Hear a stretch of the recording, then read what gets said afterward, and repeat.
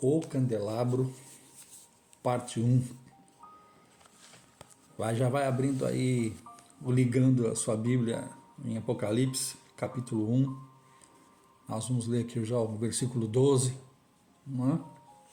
E vamos já entrando nessa janela tremenda de revelação, quebrando algumas informações que já não são mais pertinentes hoje, né?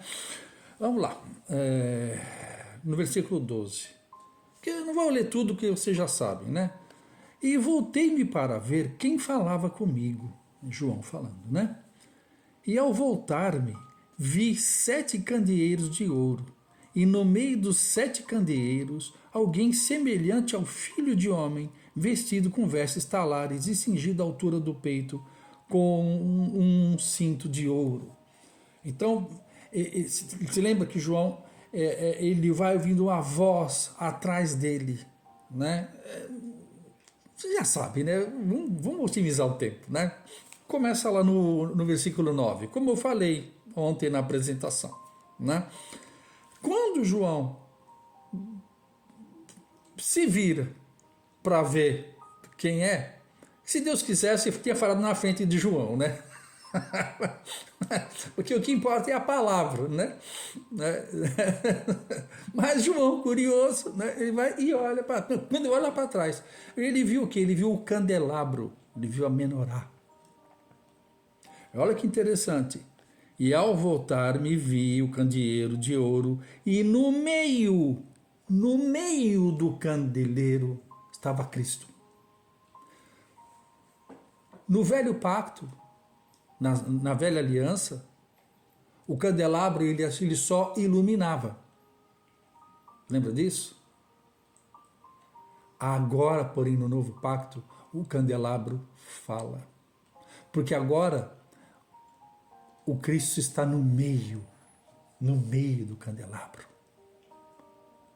A igreja, que somos nós, você lembra a revelação que Paulo traz para nós?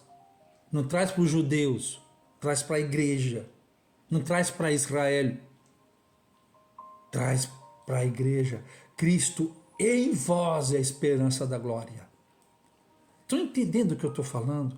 Não é mais o noivo e a noiva. Casarão e tornarão uma só carne. Está entendendo a analogia? Não é mais ele separado de nós. Ele em nós, misturado em nós. Então não existe mais, sabe, como se estivesse falando com um Deus fora. Se você está falando ainda com um Deus fora, é que você precisa aceitar Jesus e pôr ele para dentro. Nós precisamos parar com essas coisas. Isso era no velho pacto. No velho pacto o Deus estava no trono, estava dentro do templo. Hoje você é o templo, você é o templo. Ok? Então não tem mais essa de como se estivesse buscando uma entidade espiritual fora.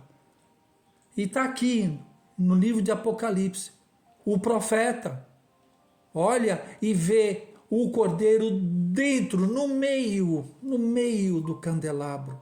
Por isso que nós vamos estudar o candelabro. Por que está manifestado na forma do candelabro? Por que a igreja está manifestada na forma do candelabro? Aí nós vamos usar aquele princípio que é chamado o princípio da primeira menção. E nós vamos lá em Êxodo, quando Deus dá a ordem apostólica para Moisés, faça um candelabro dessa maneira. Por quê? Porque ele teria um papel profético. Não era para decorar o tabernáculo, era para apontar Cristo para o futuro profético. Então, por isso, a igreja hoje não pode ser algo decorativo, mas tem que ser algo na terra que aponta para o profético, e não mais para o futuro, mas para o eterno. Então hoje você, pastor, líder, Nós temos a medida. Você vai ver muito isso no apostólico e no profético. Nós falamos muito isso. Medidas, uma medida de entendimento. Você vai ver que a gente não fala mais ter relacionamento com Deus. Agora nós temos comunhão com Cristo, uma união comum, estável, eterna com Cristo. Eu não tenho mais relacionamento com Jesus. Temos comunhão com Cristo. Porque é Cristo em nós. É o Cristo no meio do candelheiro, no meio do candelabro.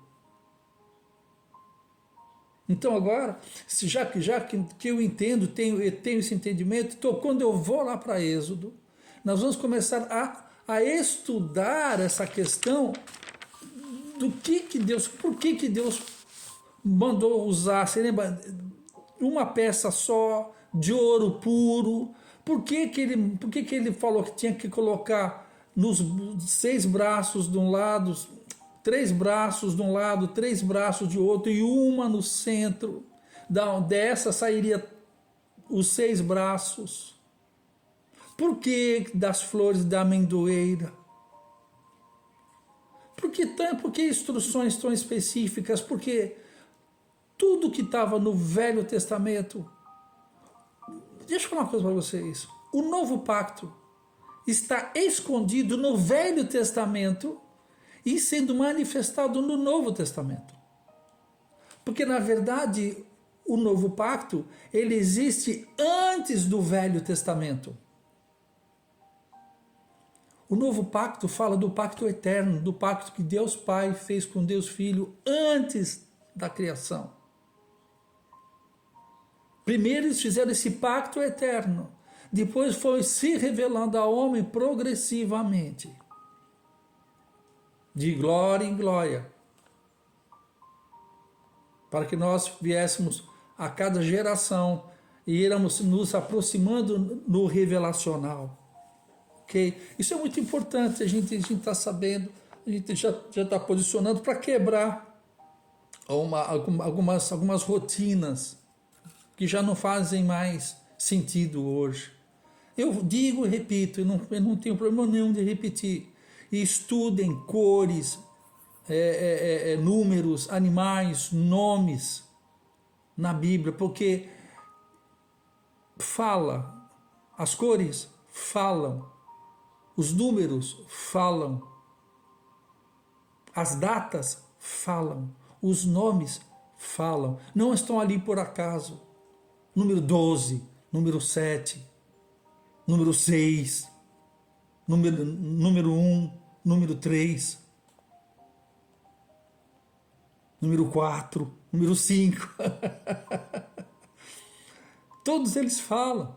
Número 5 fala um número de autoridade, vai falar dos 5 ministérios lá em Éfeso. Você vai ver que lá no tabernáculo tinha 5 colunas que sustentavam o acesso do átrio para o santo lugar, para o lugar do ofício. Tinha que passar pelas 5 colunas, que são os 5 ministérios. A gente não pode ter um ministério na terra do jeito que a gente quer, do jeito que os nossos pais e avós, tataravós tiveram. Nós temos que construir na terra na medida de Deus. Temos que entender, sentar, entender as medidas de Deus. Aí quando nós vamos entender as medidas do candelabro, e porque tem essas medidas, o Cordeiro pôde falar do meio dele para a terra, daí saiu, olha, escreve, essas palavras são fiéis e verdadeiras. Fala isso para número 7, o número perfeito de Deus. Fala para toda a terra. A voz profética está com a igreja. Como Deus mesmo falou lá, eu vim para os judeus, mas os judeus não me receberam, mas a todos quantos me receberam, dei a eles o poder de serem chamados filhos de Deus, a saber, os que creem no meu nome. Então a palavra profética está na igreja. A igreja é o relógio de Deus.